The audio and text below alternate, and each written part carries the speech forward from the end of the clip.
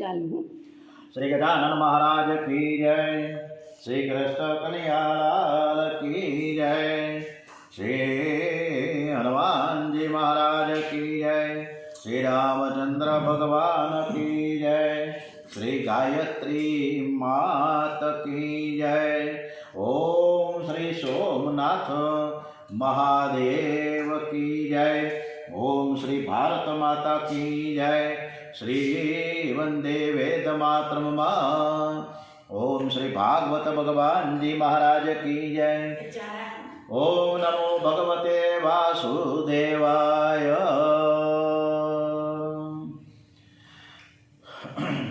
આજે 17મી ડિસેમ્બર માક્ષર વદ 13 છે, શિવરાત્રિ।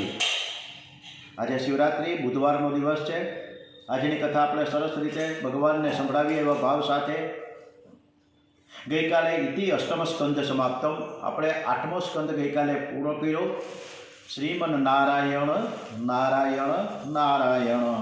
હવે 9મા સ્કંદમાં આપણે પ્રવેશ કર્યા છીએ, જે મર્યાદા પુરુષોત્તમ ભગવાનની કથા, અંબરીશ રાજાની કથા, સગર રાજા, દશરથ રાજા, આ બધી જ કથાઓ ખૂબ જ અદ્ભુત 9મા સ્કંદમાં આપણે પ્રવેશ કરી રહ્યા છીએ। આ સ્કંદમાં આપણે ઘણી બધી કથાનો સાર છે। આ પહેલાં રામચંદ્રજી અને 10મા સ્કંદમાં ભગવાન શ્રી કૃષ્ણ પરમાત્માનું પ્રાગટ્ય। તો આગળ વધીએ। કૃષ્ણ કન્હૈયાલાલ કી જય। રામચંદ્ર ભગવાન કી જય। ભાગવતમાં શ્રીરામની કથા અનેક વાર આવે છે। રામ ન આવે ત્યાં સુધી શ્રી કૃષ્ણ આવતા નથી। કોઈ પણ સંપ્રદાયને માનો, પણ જ્યાં સુધી રામજીની મર્યાદાનું પાલન નહીં કરો તો ત્યાં સુધી આનંદ મળતો નથી। રામજીની મર્યાદાનું પાલન એટલે જ રામજીના જેવું વર્તન રાખો। મનુષ્યને થોડી સંપત્તિ અધિકાર મળે એટલે તે મર્યાદાને ભૂલી જાય છે, પણ રામજીની મર્યાદાનું પાલન કરો, રામના જેવું તમારું વર્તન રાખો। રામજીની મર્યાદા આપણી મર્યાદા બની શકે એ એનું મહત્ત્વ છે। શ્રી રામનું ચરિત્ર સર્વથા અનુકરણીય છે। શ્રી રામને પધરાવશો તો અવશ્ય ભગવાન મળશે।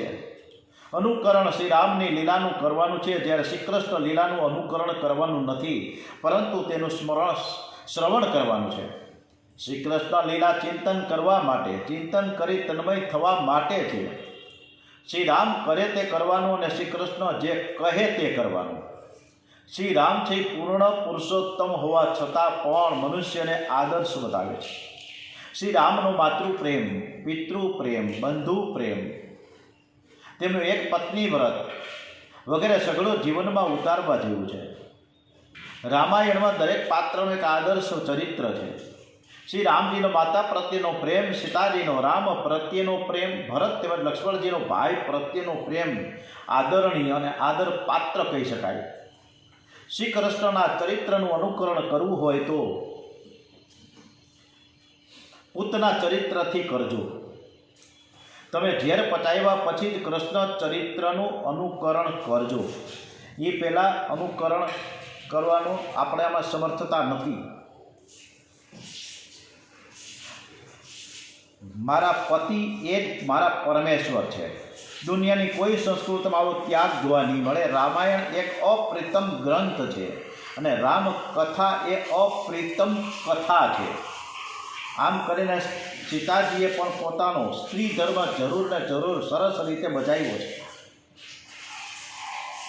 શ્રી રામના દિવસના 12 વાગે જન્મ થાય, જ્યારે કનૈયાનો રાત્રિના 12 વાગે જન્મ થાય છે। એક દિવસે તો બીજો મધ્ય રાત્રિએ, એક રાજમહેલમાં જન્મે છે, જ્યારે બીજો એટલે કે કનૈયો કારાગૃહમાં જન્મે છે। એક વૈષ્ણવ લાલાને પૂછ્યું કે તમે રાત્રે 12 વાગે કેમ જન્મ લીધો અને રામે દિવસના કેમ જન્મ લીધો? ત્યારે કૃષ્ણ કહે છે કે શ્રી રામ તો રાજા ધીરાજ છે અને તેમનો વરઘોડો નીકળે તો પ્રજા દર્શન કરી શકે, જ્યારે હું તો માખણ ચોર છું, ચોર તો રાત્રે જ આવે ને। શ્રી રામને ઓળખવા સહેલા છે, કૃષ્ણને ઓળખવા કઠણ છે, પરંતુ રામની મર્યાદાને જીવનમાં ઉતારવી કઠણ છે। નરસિંહ અવતારની કથા એ ક્રોધનો, વામન અવતારની કથા એ લોભનો, શ્રી રામના અવતારે કામનો નાશ કેવી રીતે કરવો તે બતાવ્યું છે. ક્રોધ, લોભ અને કામનો નાશ થયા પછી કૃષ્ણ ભગવાન પ્રગટે છે. ક્રોધ, લોભ અને કામનો નાશ થાય પછી જ પરમાત્મા મળે, કૃષ્ણ મળે. એટલે કે પહેલા સ્કંદથી કૃષ્ણ કથા શરૂ થતી નથી, પણ વાસના ક્ષય થયા પછી તેની શરૂઆત થાય છે. એટલે આપણે રામચંદ્રજીની કથા 9મા સ્કંદમાં આવે અને 10મા સ્કંદમાં કૃષ્ણ ભગવાનની કથા આવે. મનુ મહારાજના મોટા દીકરા ઈક્ષ્વાકુના વંશમાં શ્રી રઘુનાથજી પ્રગટ થવાના છે. મનુ મહારાજનો બીજા પુત્ર કુશદ્રના હાથે અજાણતા ગાયની હિંસા થઈ, એનો વંશ ન વધ્યો. મનુ મહારાજનો પુત્ર નભગને ત્યાં નાભાગનો જન્મ થયો. નાભાગ શિવનો ભક્ત હોવાથી તેમની કૃપાથી તેમને ત્યાં અંબરીશનો જન્મ થયો. અંબરીશ એ મર્યાદા ભક્તિના આચાર્ય છે. અંબરીશ મહારાજાની કથા ખૂબ જ અદ્ભુત અને જાણવા યોગ્ય છે. બધાએ શાંતિથી સાંભળજો. ભાગવતમાં કોઈ રાજાની કે કોઈ રાણીની કથા નથી. ભાગવતમાં પરમહંસની કથા છે. અંબરીશ મહારાજ રાજમહેલમાં પરમહંસ જેવું જીવન ગાળે છે. પરમહંસ એટલે કપડાં ભગવા કિરાકી એવું નથી, ભક્તિના રંગે રંગાયેલા છે. અંબરીશ જેવો ભગવાનનો મહાન ભક્ત કોઈ થયો જ નથી.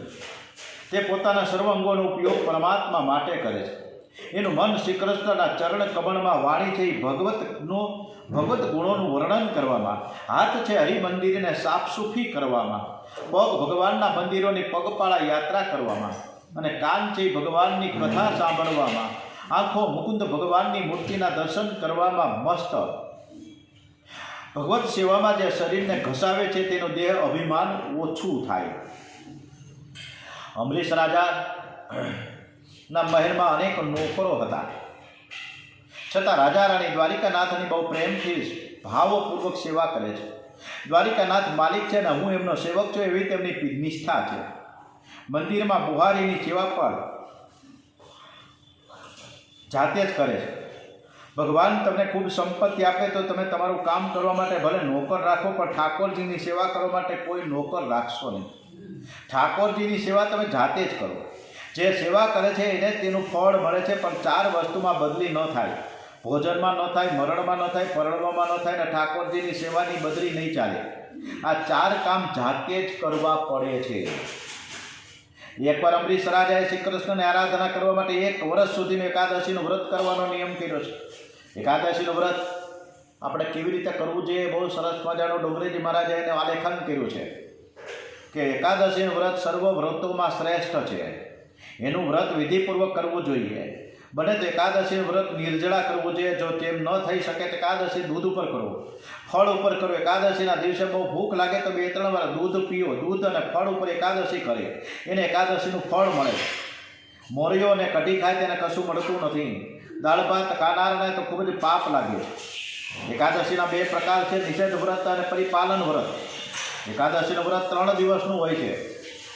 દસમને દિવસે એકવાર સાત્વિક ભોજન કરવું. એકાદશીના દિવસે વ્રત બરાબર કરે, રાત્રે જાગરણ કરે. દ્વાદશીના દિવસે એકવાર ભોજન કરે.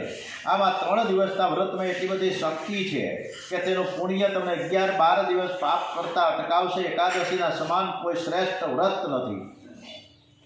જો તમે વ્રત કરવાનો મક્કમ વિચાર કરશો તો ભગવાન તમને જરૂર શક્તિ આપશે.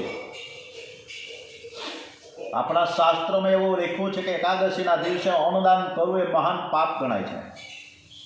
તે દિવસે અન્ન આપવું નહીં, એટલે સીધો પણ ન આપવું. અન્ન ખાનારને અને ખવડાવનારને બંનેને પાપ લાગે છે. અન્નમાં સર્વ પ્રકારના પાપ આવીને વસે છે. વ્યભિચારનું, બ્રહ્મત્યાનું અને ચોરીનું પાપ એકાદશીના દિવસે અન્નમાં આવતું હોવાથી જે ખાય અને ખવડાવે એને માથે આ પાપ લાગે છે. એકાદશીના દિવસે જો તમારે ઘેર મહેમાન આવે અને મહેમાનને કહે કે હું 11 કરતો નથી, તો મહેમાનના હાથ જોડીને જય શ્રી કૃષ્ણ કરીને કહેજો કે મારા ઘેર આવ્યા છો તો એકાદશી તો કરવી જ પડશે. ભલે તેને ખોટું લાગે, ફરી તે તમારે ઘેર આવશે નહીં. અંબરીશ રાજાએ પણ વિધિપૂર્વક નિર્જળા એકાદશી કરી છે. કોઈ ગરીબ માણસ નિર્જળા એકાદશી કરે તો તેમાં આશ્ચર્યની વાત નથી. રાજમહેલમાં બધું છે, છતાં અંબરીશ રાજા એકાદશીનું વ્રત નિર્જળા કરે છે. તેથી સુખદેવજીને તે બહુ જ ગમ્યા છે. વ્રતના સમાપ્તિના દિવસે યમુનામાં સ્નાન કર્યા પછી બ્રાહ્મણોની પૂજા કરી દ્વાદશીના દિવસે દ્વારિકાનાથની સન્મુખ સુંદર સામગ્રી ધરી અંબરીશ મહારાજ દ્વારિકાનાથના જય જયકાર કરતા કરતા તેની ભાવનાથી આરોગ આવે છે, આંખો બંધ છે. અને એ જ સમયે ઋષિ દુર્વાસા ત્યાં આવ્યા છે. અંબરીશ રાજાએ સ્વાગત કર્યું અને કહ્યું કે મહારાજ, આપે બહુ કૃપા કરી છે. હવે ભોગની તૈયારી છે, પ્રસાદ લઈને પારણા કરો. દુર્વાસા ઋષિએ કહ્યું કે હજી મારું મધ્યાહન કર્મ બાકી છે, તે બધી જ વિધિઓથી નિવૃત્ત થઈને આવું છું. અંબરીશ રાજાનો વિચાર નિયમ છે કે 13 પહેલા દ્વાદશીના દિવસે પારણા કરવા. અંબરીશ રાજાએ કહ્યું કે આપ સંધ્યા કરીને જલ્દી પધારજો. દુર્વાસા ઋષિએ આમંત્રણનો સ્વીકાર કર્યો છે. યમુનાજીમાં સ્નાન કરી દુર્વાસા મુનિ મધ્યાહન સંધ્યા કરવા બેઠા અને એ સંધ્યામાં ગાયત્રીનો જપ કરતા કરતા એવા તન્મય થયા કે તેને સમયનું ભાન ન રહ્યું. અંબરીશ રાજા મૂંઝવણમાં મુકાઈ ગયા. બ્રાહ્મણોને જમવાનું નિમંત્રણ આપ્યું છે અને બ્રાહ્મણને જમાડ્યા પહેલાં જમાઈ નહીં અને હું કંઈક લઉં તો નિયમનો ભંગ થશે અને બ્રાહ્મણોનું અપમાન થશે અને જો હું કાંઈ ન લઉં તો મારા વ્રતનો ભંગ થાય છે. દ્વાદશી પૂરી થવાને હવે થોડીક જ પળ બાકી છે. બ્રાહ્મણોના કહેવાથી રાજાએ જળપાન કરી પારણા કર્યા છે. પછી શાંતિથી દુર્વાસા મહારાજની રાહ જોતા બેઠા છે. દુર્વાસા ઋષિના સૂર્યનારાયણ પાસે માથે આવ્યા ત્યારે ભાન થયું કે બહુ મોડું થઈ ગયું છે. રાજાના વ્રતનો મેં ભંગ કરાવ્યો છે. તે મનમાં વિચાર કરે કે કદાચ રાજાએ પારણા કરી લીધા હશે. ના, મારા જેવા બ્રાહ્મણને આમંત્રણ આપ્યા પછી કેવી રીતે પારણા કરી શકે? એ વિચાર કરતાં કરતાં આવી પહોંચ્યા. અંબરીશ રાજાએ ઊભા થઈને સ્મિત હાસ્ય સાથે ઋષિનું સ્વાગત કર્યું છે. દુર્વાસા મુનિને એવું અનુમાન થયું કે વ્રતનો ભંગ થાય પહેલાં રાજા હશે નહીં. આ પ્રસન્ન દેખાય છે, તેથી મને લાગે છે કે રાજાએ જરૂર પારણા કરી લીધા હશે. દુર્વાસા મુનિનું અનુમાન ખોટું ન હતું. રાજાએ પારણા તો કર્યા પણ પાણીથી કર્યા હતા. દુર્વાસા મુનિને એમ થયું કે રાજાએ ભોજન કર્યું છે, એટલે તેને કહ્યું, હે રાજન, તે મને નિમંત્રણ આપ્યું પરંતુ મને જમાડ્યા વહેલા તે જમી લીધું છે, તને ભક્તિનો અભિમાન છે કે શું? ત્યારે અંબરીશ રાજા કહે, મહાત્મન, મેં તો માત્ર જળપાન કર્યું છે, મેં કંઈ ખાધું નથી. પરંતુ દુર્વાસા મુનિ તો ક્રોધમાં આવી જઈને કંઈ સંભળાવતા જ નથી. દુર્વાસા એટલે દુર્વાસના. જ્યાં દુર્વાસના હશે ત્યાં સુધી ક્રોધ છૂટશે નહીં. ક્રોધિત થયેલા દુર્વાસા ઋષિએ મસ્તકમાંથી એક કેસ ઉખાડીને જેવો જમીન ઉપર પછાડ્યો કે ભયંકર કૃત્યા નામની રાક્ષસી ઉત્પન્ન થઈ. તે કન્યાને ઋષિએ કહ્યું કે આ અંબરીશને તું માર. કૃત્યા જેવી અંબરીશ રાજાને મારવા લાગે છે ત્યાં સુદર્શન ચક્ર આવ્યું અને આ ચક્રે કૃત્યાને બાળીને ભસ્મ કરી દીધી. અંબરીશ રાજા જાણતા ન હતા કે જે સુદર્શન ચક્ર ચારે બાજુથી મારું રક્ષણ કરી રહ્યું છે. તમે જે દેવની બહુ પ્રેમથી પૂજા કરો છો, જેના નામનો તમે જપ કરો છો, તે દેવ ભલે તમને ન દેખાય પણ તે તમારી સાથે જ છે અને સર્વકાળે તમારું રક્ષણ કરે છે. તે સુદર્શન ચક્ર કૃત્યાને બાળીને દુર્વાસા મુનિને મારવા માટે પાછળ પડ્યું છે. સુદર્શન ચક્રનું તેજ દુર્વાસા ઋષિથી સહન થયું નહીં. દુર્વાસા ઋષિ ચક્રથી બચવા માટે સર્વલોક ફરી વળ્યા પણ ચક્ર પીછો કરતું હતું. આગળ દુર્વાસા મુનિ ભાગતા જાય, પાછળ સુદર્શન ચક્ર. દુર્વાસા ઋષિના ક્રોધી સ્વભાવના કારણે તેને કોઈ પણ રક્ષણ આપી શક્યું નહીં. અંતે દુર્વાસા ઋષિ દોડતા વૈકુંઠમાં પહોંચી ગયા. ત્યાં નારાયણે કહે કે બચાવો. ત્યારે નારાયણ કહે, પધારો, તમે આટલા બધા ગભરાયેલા કેમ દેખાવ છો? ત્યારે ઋષિએ કહ્યું કે શું પધારો, તમારું ચક્ર મારી પાછળ પડ્યું છે, તમે મારું રક્ષણ કરો. ભગવાને કહ્યું, ચક્ર હવે મારું રહ્યું નથી, અંબરીશનું થઈ ગયું છે. જે વૈષ્ણવો પોતાનું સર્વસ્વ મને અર્પણ કરે છે એને હું મારું સર્વસ્વ આપું છું. આ સુદર્શન ચક્ર અત્યારે તો અંબરીશની આજ્ઞામાં છે. હું પણ ભક્ત પરાધીન છું. મારા ભક્તોથી આગળ હું કશાની પરવા કરતો નથી. જ્યારે ભક્તો સઘળું છોડીને કેવળ મારા શરણમાં આવે છે, ભક્તો મારા માટે સર્વસ્વને ત્યજે છે, તો પછી હું મારા ભક્તો માટે સર્વસ્વ શા માટે ન તજું? મને મારા ભક્તજનો ખૂબ જ પ્રિય છે. દુર્વાસાજી, સાધુઓ હૃદયમ મધ્યે સાધુનામ હૃદયમ ત્યહમ. મારા ભક્તો એ જ મારું હૃદય છે અને ભક્તોનું હૃદય છે એ હું છું. મારા ભક્તો મારા સિવાય કોઈ પ્રકારની મુક્તિની ઈચ્છા રાખતા નથી. તપો વિદ્યા ચ વિપ્રાણામ નિશ્રેષ કરે ભુવે તે એવ દુર્વિનિતસ્ય કલ્પે તે કતુર્ન્યથા. આપ તો તપસ્વી છો, તમારી પાસે અનંત શક્તિ રહેલી છે, તેને તમે દુરુપયોગ કર્યો છે. આપે વિના વ્રતનું પાલન કરવા માટે ફક્ત જળપાન જ કર્યું છે. તમારે તેના પર ક્રોધ ન કરવો જોઈએ. તમારી ભૂલને કારણે આ જ ચક્ર તમારી પાછળ પડ્યું છે. માટે તમે અંબરીશની પાસે જઈને તેની માફી માંગો. એમના કહેવાથી જ આ વાસુદેવ આ સુદર્શન ચક્રનો વેગ શાંત થશે. દુર્વાસા ઋષિને પોતાની ભૂલનો ખ્યાલ આવતા જ તેને પસ્તાવો થયો છે. એવું અમરીશ પાસે આવીને વંદન કરવા માંગે છે. ત્યારે અમરીશ રાજા તેને વંદન કરતા અટકાવીને કહે છે કે આપ વંદન કરો એ ઠીક નથી. પછી અમરીશ રાજાએ સુદર્શન ચક્રને પ્રાર્થના કરી કે જો આજ સુધી મેં કોઈ દાન પુણ્ય યજ્ઞ સત્કર્મો કર્યા હોય તો તમારો વેગ શાંત થાવ. અમરીશ રાજાના કહેતાની સાથે સુદર્શન ચક્રનો વેગ ધીમો પડી ગયો. ભક્તિ કરો તો અમરીશના જેવી કરો. અમરીશની ભક્તિથી ભગવાનને પણ કહેવું પડ્યું કે હું તો ભક્ત પરાધીન છું. અહમ ભક્ત પરાધીન. જેની ભક્તિ સિદ્ધ થઈ છે એને સર્વ શાસ્ત્રનું જ્ઞાન થઈ જાય છે. નામ લિયા ઉન્હોને જાન લિયા સકલ શાસ્ત્ર કા ભેદ. बिना नाम नरके गया पट पट पट पट चारो वेद. દુર્વાસાને પ્રેમથી જમાડી અમરીશ રાજાએ ક્ષમા માંગી. પછી તો દુર્વાસા અમરીશની ભક્તિના વખાણ કરે છે. પરંતુ અમરીશને કોઈ અભિમાન થતું નથી. તેઓ તો કહે છે કે મારી જીત મારી નથી, આ તો જીત છે નહીં, મારા ઈશ્વરની છે. અભિમાન જ માનવીનું પતન કરે છે. આશા એ માનવીને મરતા સુધી નાચ નચાવે છે. મનુષ્ય મરતા સુધી આશા સેવતો હોય છે, પરંતુ એને ખબર શું કે આશા તો હર હંમેશ બધી જ ફળીભૂત થતી નથી. આશા ઠગારી નીવડે છે. અંગમ ગલિતમ પલિતમ મુંડમ દશન વિહેનમ જાતમ તુંડમ વૃદ્ધો યાતિ ગૃહિતા દંડમ તદ્યપિ ન મુંચતી આશા પિંડમ ભજ ગોવિંદમ ગોવિંદમ ભજ મુઢયતે. ભગવાન શ્રી શંકરાચાર્યએ મનને આવો સુંદર ઉપદેશ આપ્યો છે. અમરીશ રાજાને 3 પુત્રો હતા, વિરૂપ, કેતુમાન અને શંભુ. અમરીશ રાજાના વંશમાં અનેક રાજાઓ થઈ ગયા. પછી તો તેનું મનુ મહારાજના મોટા દીકરા ઈક્ષ્વાકુના વંશમાં શ્રી રામજીનું પ્રાગટ્ય થવાનું છે. ઈક્ષ્વાકુ રાજાના વિકુક્ષિત, દંડક, નિમિ ઇત્યાદિ અનેક પુત્રો છે. આ વંશમાં કુકસ્થ, શાબસ્થ